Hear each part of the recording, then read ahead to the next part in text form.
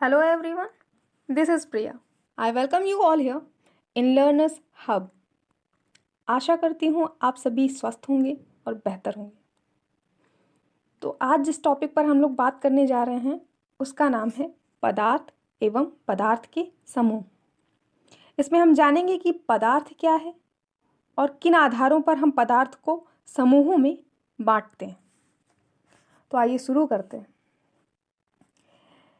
इसमें और हम क्या जानेंगे, पदार्थों का वर्गीकरण और विभिन्न लक्षणों के आधार पर वस्तुओं का वर्गीकरण कैसे करते हैं, और साथ ही जानेंगे पदार्थ की संरचना कैसी है, और उसी के अंतर्गत हम जानेंगे अणु और परमाणु का संक्षिप्त परिचय। अगर आप स्क्रीन पर कुछ वस्तुएं देख पा रहे होंगे और कुछ वस्तुएं आप अपने आसपास भी देख पा रहे होंगे, जैसे कि मेज, कुर्सी, बेड, बॉटल्स, बुक्स, बहुत सारी वस्तुएं आप अपने आसपास देखते होंगे और आप उनका अपने दैनिक जीवन में उपयोग भी करते होंगे। तो आप देखेंगे कि इनमें से कुछ वस्तुएं मनुष्यों द्वारा बनाई गई हैं, जबकि कुछ प्रकृति में भी पाई जाती हैं। तो हमारे आसपास की जो सभी वस्तुएं हैं वो किसी न किसी पदार्थ से मिलकर बनी होती हैं। अगर आप बॉटल की बात करें तो बॉटल किससे मिलकर बनी है? या तो प्लास्टिक की हो सकती है, यानी प्लास्टिक से बनी होगी, और या फिर वो किसी मेटल की भी हो सकती है। ठीक है, जैसे आपकी किताब है वो किससे मिलकर बनी है? कागजों से बनी है। ठीक है, ऐसी बहुत सारी वस्तुएं हैं आपके आसपास, आप देखेंगे कि वो किसी न किसी पदार्थ से मिलकर बनी है। तो हमारे आसपास की सभी वस्तुएं जिनमें भार होता है या जो स्थान घेरती हैं पदार्थ कहलाती हैं। तो आइए प्रतिदिन उपयोग होने वाले कुछ वस्तुओं को हम एकत्रित करते हैं। मान लीजिए आप अपने घर में ही कुछ वस्तुएं एकत्रित कीजिए जो आप यूज करते हैं डेली। कुछ वस्तुएं यहाँ पर मैंने स्क्रीन पर भी लगा रखी हैं। तो आप देखेंगे तो पहले आपको पहचानने की कोशिश कीजिए कि ये किन किन पदार्थों से बनी है। आप लिस्ट बना लीजिए वस्तुओं की, फिर आप उनको देखिए कि किन किन पदार्थों से ये बनी है। जैसे कि बाल्टी है आपके यहाँ, तो बाल्टी या तो प्लास्टिक की होगी या फिर लोहे से भी बनी हो सकती है। ठीक है, ऐसी बहुत सारी चीजें। तो जब आप देखेंगे ना सभी वस्तुओं को रखकर अलग अलग कि किन पदार्थों से बनी है, तो आप देखेंगे कि कोई वस्तु या तो एक ही पदार्थ से बनी होती है या फिर एक ही वस्तु कई पदार्थों से बनी हो सकती है। मान लीजिए एक उदाहरण है, जैसे गिलास।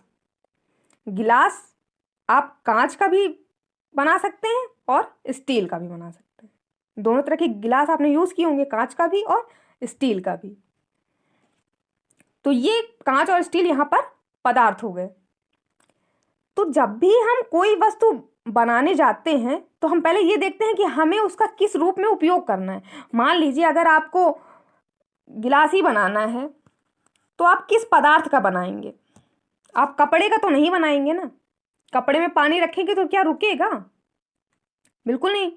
तो आप सोचेंगे कि मैं किसी ऐसे पदार्थ का चयन करूं जो पानी को रोक सके। तो आप कोई धातु का बर्तन बनाना चाहेंगे या फिर प्लास्टिक से बनाना चाहेंगे, वो भी पानी को रोकेगा।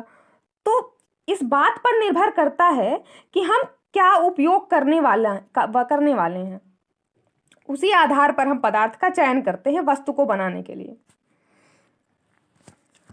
तो आइए देखते हैं कुछ उदाहरण दैनिक जीवन में जो हम उपयोग करते हैं जिन वस्तुओं का।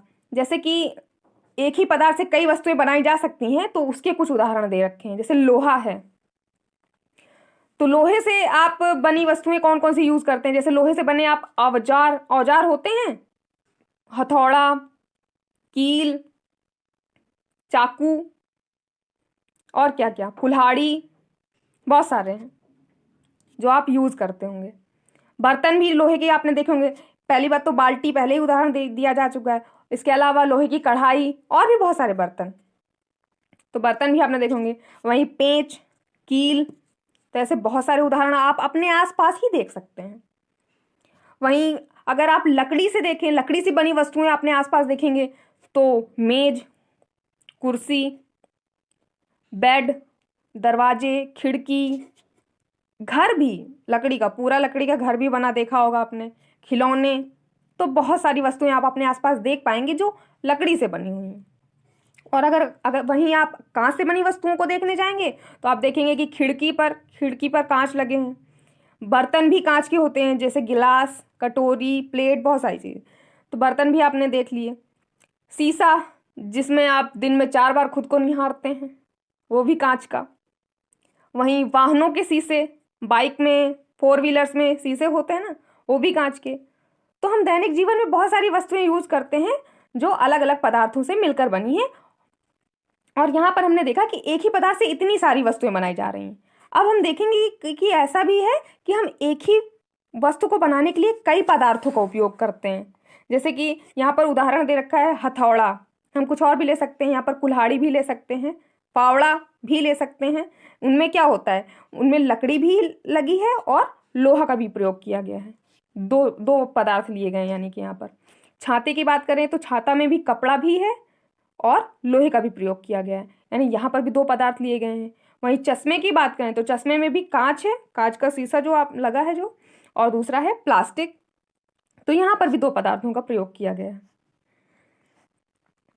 आइए अब देखते हैं कि पदार्थ के वर्गीकरण की क्या आवश्यकता है और किन आधारों पर पदार्थ का वर्गीकरण किया जाता है। तो आप पदार्थ का वर्गीकरण क्यों करना चाहते हैं, उससे क्या लाभ है। अगर आप किराने की दुकान में गए होंगे, बिल्कुल गए होंगे, अब तो किराने की दुकान ही इस समय खुल रही है ना, बाकी सारी दुकानें तो लगभग बंद ही हैं। तो किराने की दुकान पर अगर आपने नोटिस किया हो तो आप देखेंगे दुकानदार एक तरह की चीज़ों को एक जगह लगा कर रखते हैं। मान लीजिए आप अगर साबुन लेने जाएंगे तो साबुन जो होंगे वो सारे एक जगह रखे होंगे, हर प्रकार के अलग अलग नाम के साबुन वो सारे एक जगह रखे होंगे। बिस्किट्स लेने जाएंगे तो अलग अलग बिस्किट्स जो हैं, लेकिन बिस्किट सब नाम तो अलग अलग है लेकिन सारे बिस्किट्स हैं ना, तो वो एक जगह रखे होंगे। वहीं टॉफ़ी, तो टॉफ़ी के सारे डिब्बे एक जगह रखे होंगे। तो इससे दुकानदार को क्या फ़ायदा हुआ, उसे ढूंढने में आसानी होती है। आपने कोई भी नाम बताया कि हमें ये बिस्किट चाहिए, तो दुकानदार वहीं देखेगा जहाँ पर सारे बिस्किट्स लगे हैं वहीं पर होगा, आसानी से उसने ढूंढ कर दे दिया। तो हम लोग अपनी सुविधा के लिए उनका वर्ग समूहों में रख देते हैं पदार्थों को। अच्छा, वर्गीकरण क्या है, वर्गीकरण किन आधारों पर करते हैं। तो आप देखेंगे कि वस्तुओं को उनके सामान्य लक्षणों के आधार पर, सामान्य लक्षण जैसे आप या तो उनको बनावट के आधार पर अलग कर देंगे, या फिर उनके उपयोग के आधार पर अलग कर देंगे, या फिर उनका रंग देखेंगे उसके आधार पर अलग कर देंगे। ठीक है, तो कई आधारों पर ऐसे अलग कर देते हैं। तो जब वस्तुओं को उनके सामान्य लक्षणों के आधार पर आप अलग अलग समूहों में व्यवस्थित कर देते हैं तो इस क्रिया को ही वर्गीकरण कहते हैं। अब वर्गीकरण भी 2 आधारों पर किया जा सकता है, या तो आप उस वस्तु की बाह्य संरचना के आधार पर वर्गीकरण करते हैं तो ये वर्गीकरण कहलाएगा भौतिक वर्गीकरण, और इसके अंतर्गत पदार्थ को ठोस, द्रव और गैस में विभाजित करते हैं। ठोस, द्रव और गैस के बारे में हम आगे पढ़ने वाले हैं। और वहीं अगर आप पदार्थ को उसकी आंतरिक संरचना के आधार पर वर्गीकृत करते हैं तो पदार्थ को तत्व, यौगिक और मिश्रण में विभाजित करते हैं। ये हो गया रासायनिक वर्गीकरण का आधार। तो ये जो तत्व, यौगिक और मिश्रण है इसके बारे में हम अगले चैप्टर में जानेंगे। ठीक है, तो आइए अब जानते हैं कि विभिन्न लक्षणों के आधार पर वर्गीकरण कैसे किया गया।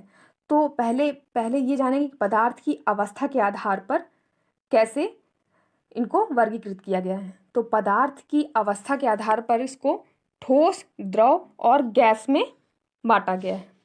अगर आपने नारियल का तेल देखा होगा, नारियल का तेल देखा है बिल्कुल, तो जाड़े के मौसम में जब ये बर्तन में रखा रहता है तो आपने देखा होगा ये जम जाता है, पूरा जम जाता है। लेकिन वहीं इसी तेल को अगर गर्मी में रखते हैं तो वो द्रव रूप में हो जाता है।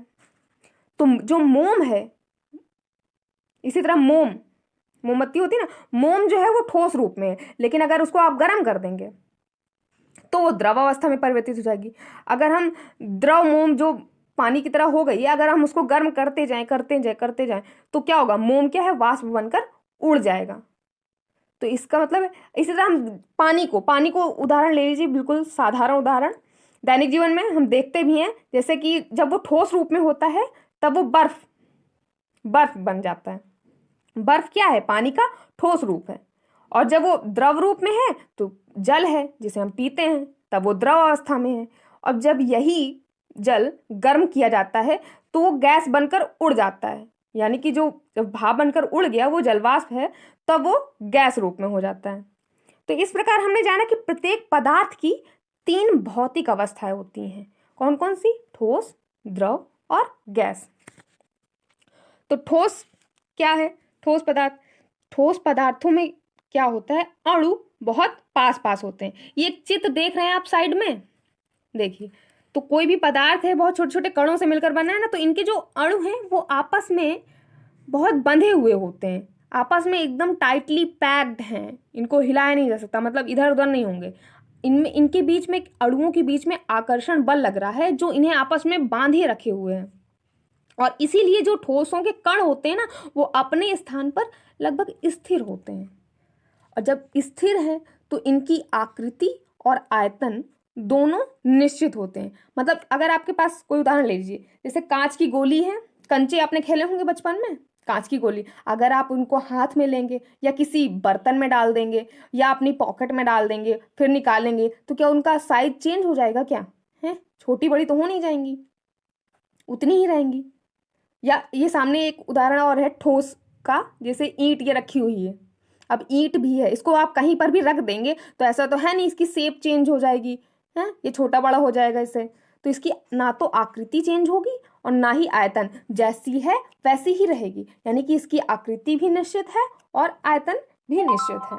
यानी कि ठोस पदार्थों में आकृति और आयतन दोनों निश्चित होते हैं। क्यों? क्योंकि इनके अणु बहुत पास पास होते हैं और इनके आपसी आकर्षण बल के कारण आपस में बंधे होते हैं। ठीक है, तो आइए अगली अवस्था के बारे में जानते हैं, द्रव अवस्था।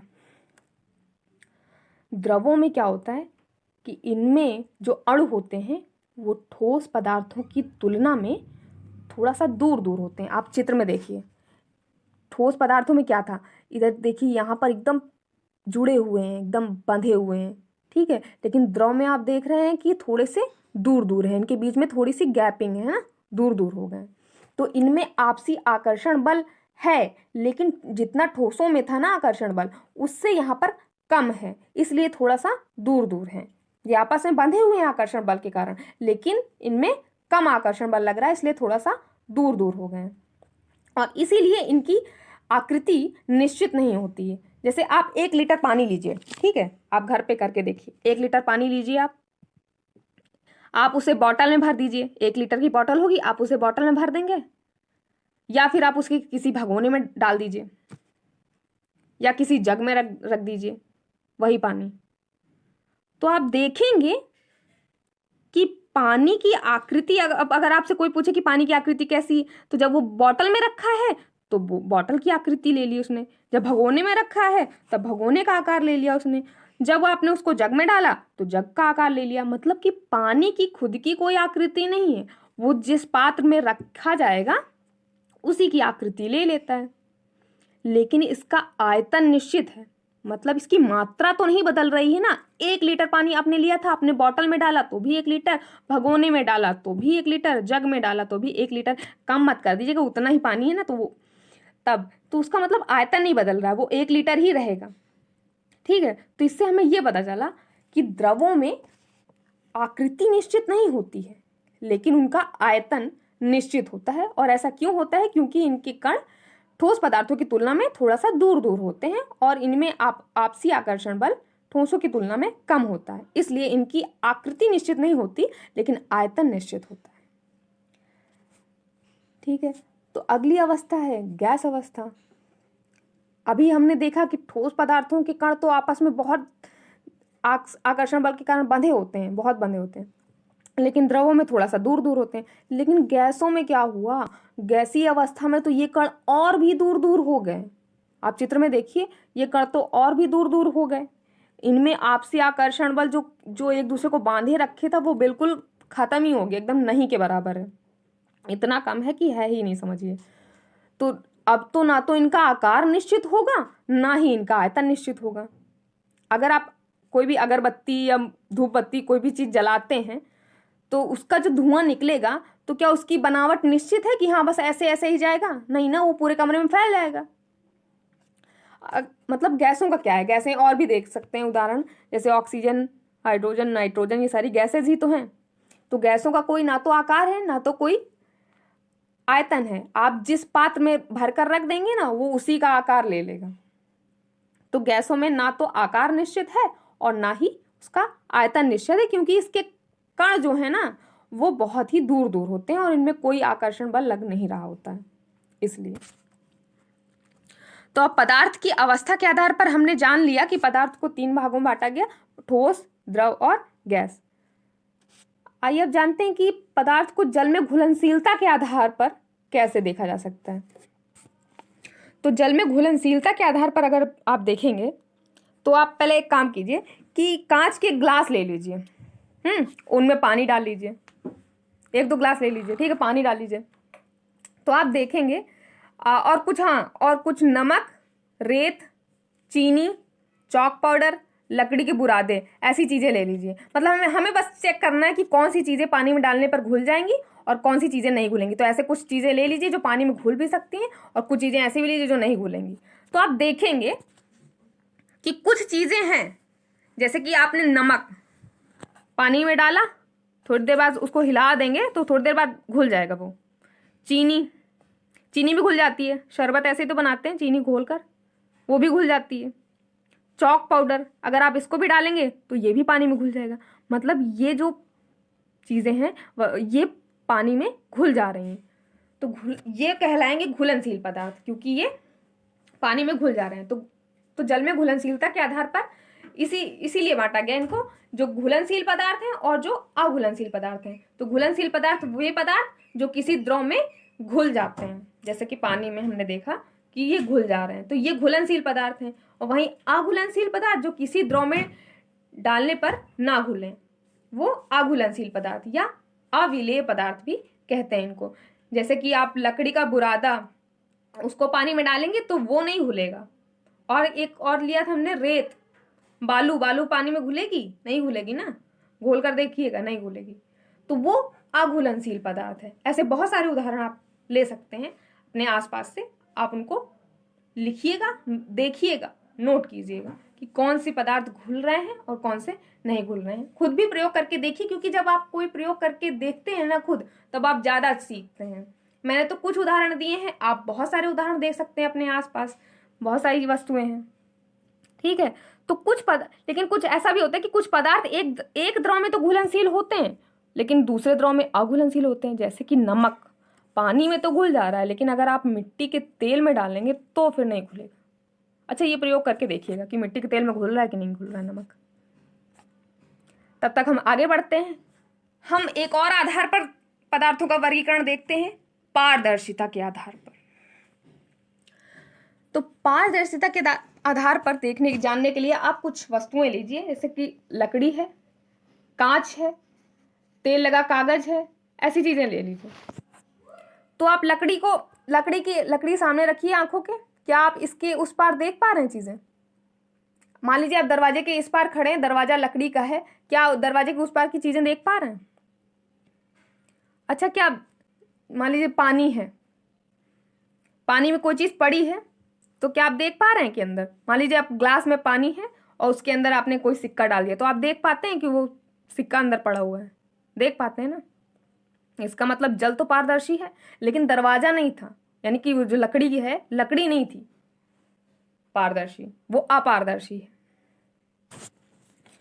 इसी तरह तेल लगा कागज, आप नॉर्मल कागज से देखेंगे तो हो सकता है वस्तु दिखाई नहीं दे, अपारदर्शी। अब लेकिन अगर आप उसी में थोड़ा सा तेल लगा देंगे ना, तो आप देखेंगे कि वस्तु बहुत ही धुंधली सी दिखाई रही है, हल्का हल्का सा दिख रहा है, स्पष्ट नहीं दिखेगा। तो वो जो तेल लगा कागज है वो पारभासी हो जाएगा। तो 3 आधारों पर बांटा गया है पारदर्शिता के आधार पर। पारदर्शी पदार्थ वे पदार्थ जिनके आर पार हम देख सकते हैं, जैसे है कांच, जल, हवा, ऐसी बहुत सारी चीजें। और भी आप अपने आसपास उदाहरण देख लीजिए कि किन वस्तुओं के आर पार देखा जा सकता है, ठीक है। तो वो पारदर्शी पदार्थ। और अपारदर्शी के बारे में बात करें तो वे पदार्थ जिनके आर पार नहीं देखा जा सकता है, जैसे कि कुछ उदाहरण है, लकड़ी है, कागज है, गत्ता भी है, धातुएं या धातु से बनी कोई भी वस्तु होगी तो उसके आर पार भी नहीं देख पाएंगे आप।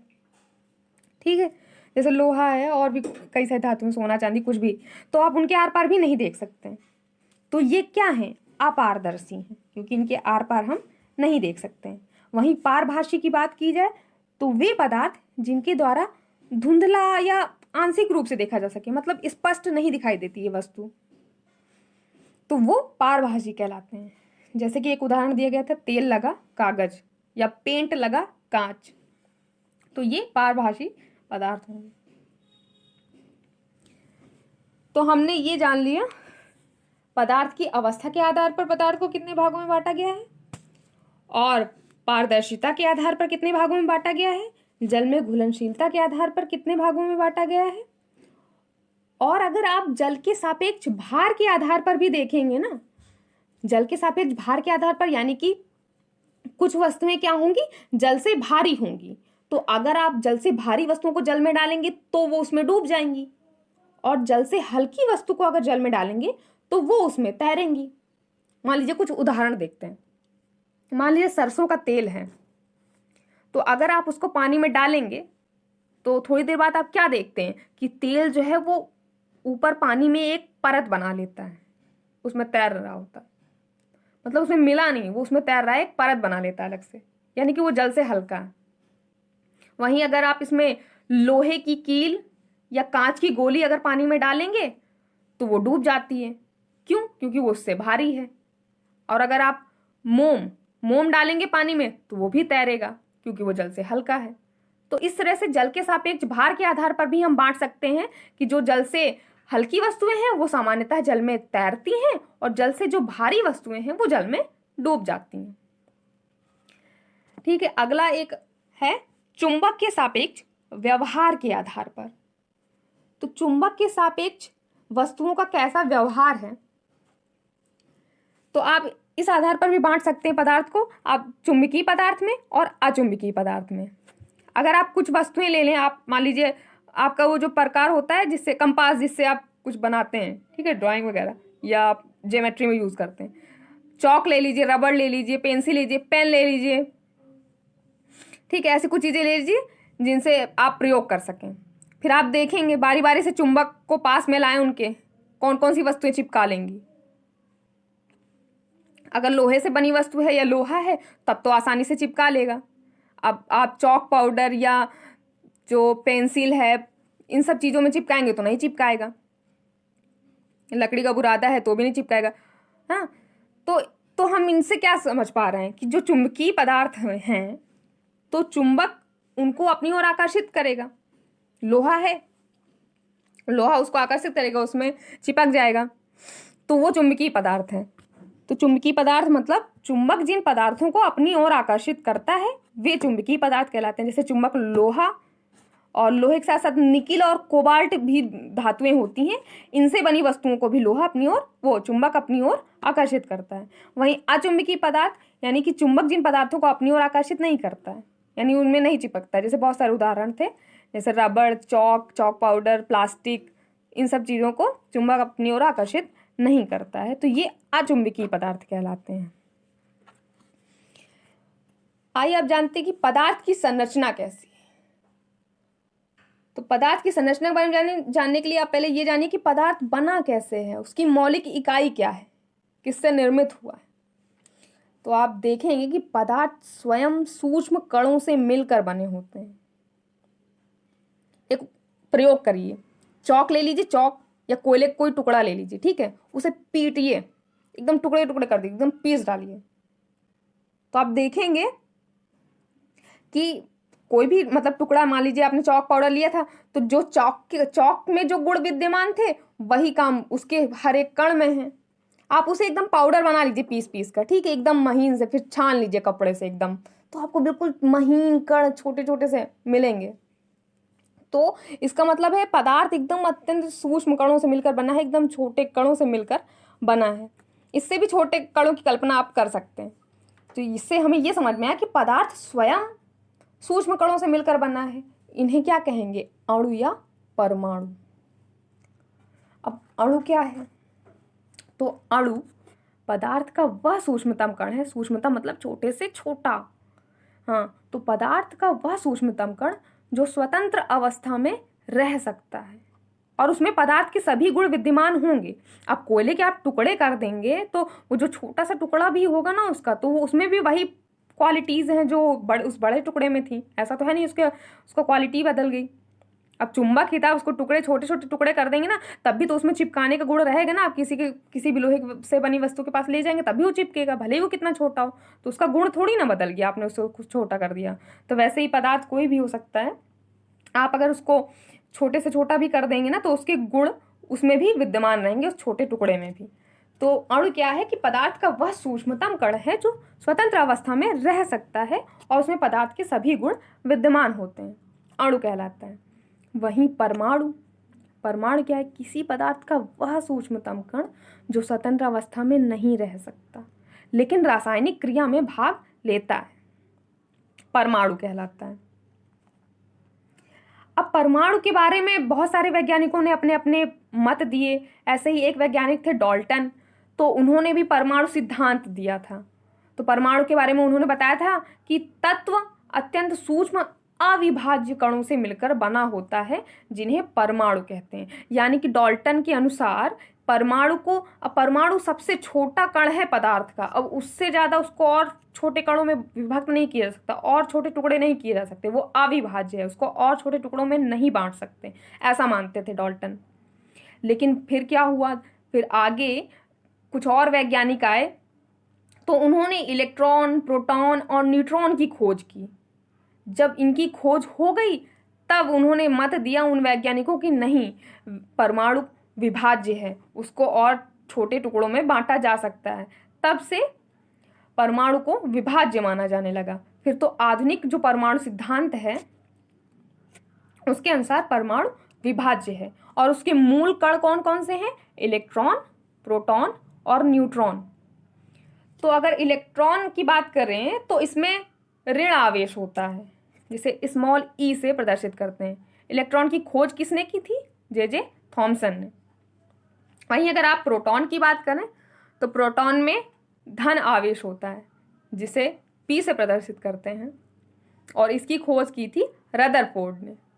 वहीं न्यूट्रॉन की बात करें तो इसमें कोई भी आवेश नहीं होता है, ये उदासीन होता है।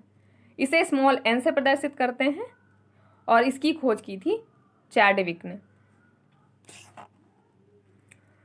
तो आज हमने जाना पदार्थ के बारे में, उसकी संरचना के बारे में। पदार्थ के मूलभूत कण क्या है? इलेक्ट्रॉन, प्रोटॉन और परमाणु के मूलभूत कण क्या है? इलेक्ट्रॉन, प्रोटॉन और न्यूट्रॉन। और पदार्थ स्वयं सूक्ष्म कणों से मिलकर बना है, ठीक है, जिन्हें अणु या परमाणु कहते हैं। और परमाणु के जो मूलभूत कण हैं वो इलेक्ट्रॉन, प्रोटॉन और न्यूट्रॉन हैं। और पदार्थ को किन किन आधारों पर हमने बांटा था तो हम एक बार फिर से देख लेते हैं, ठीक है। हमने सबसे पहले क्या जाना था कि पदार्थ को अवस्था के आधार पर बांटा गया था। तब हमने देखा था कि पदार्थ को अवस्था के आधार पर ठोस, द्रव और गैस में बांटा गया था। फिर हमने देखा था कि जल में घुलनशीलता के आधार पर पदार्थ को घुलनशील और अघुलनशील पदार्थ में बांटा गया था। फिर हमने जल के सापेक्ष भार के आधार पर भी देखा था कि जो जल से भारी वस्तुएं हैं वो जल में डूब जाती हैं और जो जल से हल्की वस्तुएं वो जल में तैरती हैं। तो जल के सापेक्ष भार के आधार पर भी हमने बांटा था पदार्थ को। फिर पारदर्शिता के आधार पर 3 भागों में बांटा था, पारदर्शी पदार्थ, अपारदर्शी पदार्थ और पारभासी। वहीं चुंबक के सापेक्ष व्यवहार के आधार पर भी हमने देखा चुंबकीय पदार्थ और अचुंबकीय पदार्थ। वहीं पदार्थों के निर्माण की मौलिक इकाई यानी कि पदार्थ की संरचना के बारे में हमने जाना और इसके अंतर्गत हमने अणु और परमाणु के बारे में भी संक्षिप्त जानकारी ली और परमाणु के मूलभूत कण यानी कि इलेक्ट्रॉन, प्रोटॉन और न्यूट्रॉन के बारे में भी संक्षिप्त जानकारी ली। इसके बारे में डिटेल में हम अगली क्लासेस में पढ़ेंगे। तो ये था आज का चैप्टर। आशा करती हूँ आप सभी को समझ में आया होगा। तो मिलते हैं फिर अगले वीडियो में एक नए अध्याय के साथ। तब तक के लिए नमस्कार, धन्यवाद।